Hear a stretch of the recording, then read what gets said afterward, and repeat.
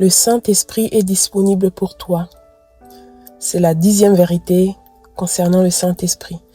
Dans l'évangile selon Jean, chapitre 16, verset 7, Jésus déclare « Cependant, je vous dis la vérité, il vous est avantageux que je m'en aille, car si je ne m'en vais pas, le Consolateur ne viendra pas vers vous. Mais si je m'en vais, je vous l'enverrai. » Jésus nous enseigne ici une vérité extraordinaire. S'il ne retournait pas auprès du Père, le Saint-Esprit ne viendrait pas demeurer avec nous. Cela signifie que ce n'est pas nous qui devons aller chercher le Saint-Esprit. C'est lui qui vient à nous, c'est lui qui est venu à nous. Depuis le jour où tu as donné ta vie à Jésus, le Saint-Esprit est présent. Il est disponible pour toi à chaque instant. Il est venu à toi et il s'est rendu disponible pour toi à chaque instant. Pourtant, bien souvent, le problème n'est pas son absence, mais notre manque de disponibilité envers lui. Le problème, ce n'est pas que le Saint-Esprit ne nous entend pas. Le problème, ce n'est pas que le Saint-Esprit n'est pas là. C'est souvent nous qui ne sommes pas là. Nous pouvons facilement l'ignorer ou nous adresser à lui comme s'il était encore loin, quelque part dans le ciel. Imagine que tu parles à un ami qui se tient juste à côté de toi, mais tu lui parles comme s'il se trouvait dans une autre pièce. Cela semble étrange. Pourtant, c'est parfois ainsi que nous nous comportons avec le Saint-Esprit. Nous lui parlons comme s'il était distant, alors qu'il est proche. Il est à nos côtés. Plus encore, il habite en nous. C'est ce que nous rappelle le livre des Psaumes, chapitre 139, versets 1 à 5. L'Éternel, tu me sondes et tu me connais. Tu sais quand je m'assieds et quand je me lève. Tu pénètres de loin ma pensée. Tu sais quand je marche et quand je me couche. Et tu connais parfaitement toutes mes voies. Car la parole n'est pas sur ma langue que déjà, ô Éternel, tu la connais entièrement. Tu m'entoures par derrière et par devant et tu mets ta main sur moi. Tu n'es jamais seul. Chaque fois que tu entres dans ta chambre, que tu fermes la porte et que tu t'adresses au Saint-Esprit, il est déjà là. Avant même que tu prononces un mot, il t'écoute. Avant même que tu exprimes un besoin, il connaît déjà ton cœur et il te dit, mon ami, me voici. Et plus tu cultives une communion avec lui, plus la conscience de sa présence grandit en toi.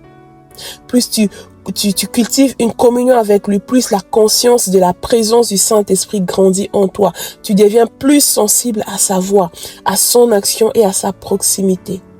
Et petit à petit, les temps de prière cessent d'être des moments où tu essayes d'attirer son attention pour devenir des temps de cœur à cœur avec lui. Et c'est ce qu'il désire. Le Saint-Esprit désire vivre cette intimité avec toi. Il ne cherche pas seulement à répondre à tes besoins. Il désire avant tout une relation. Il veut partager avec toi des moments de communion profonde, des instants où tu apprends simplement à demeurer dans sa présence, des instants de cœur à cœur avec lui. Tu n'as pas besoin de crier pour qu'il t'écoute. Tu n'as pas besoin de multiplier des paroles pour qu'il te remarque. Tu n'as pas besoin de multiplier les paroles pour qu'il s'approche de toi. Il est déjà là.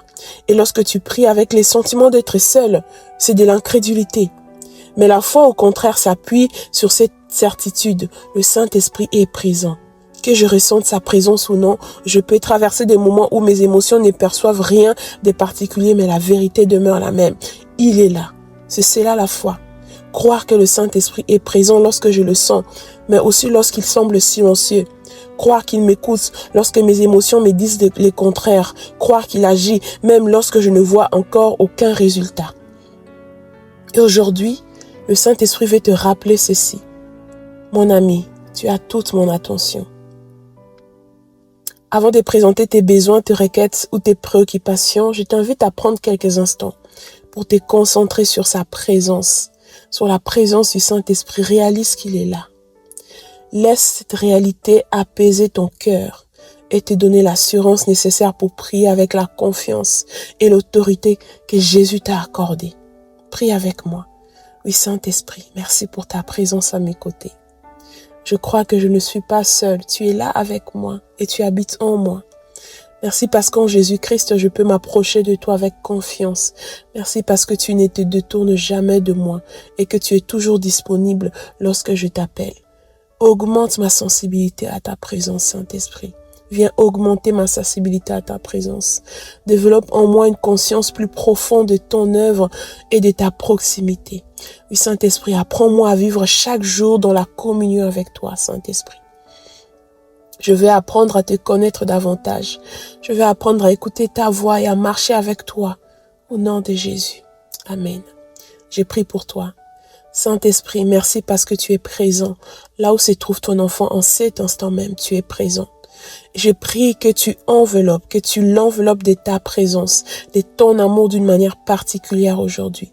Que ta paix remplisse son cœur et chasse toute sensation de solitude, de peur ou d'abandon.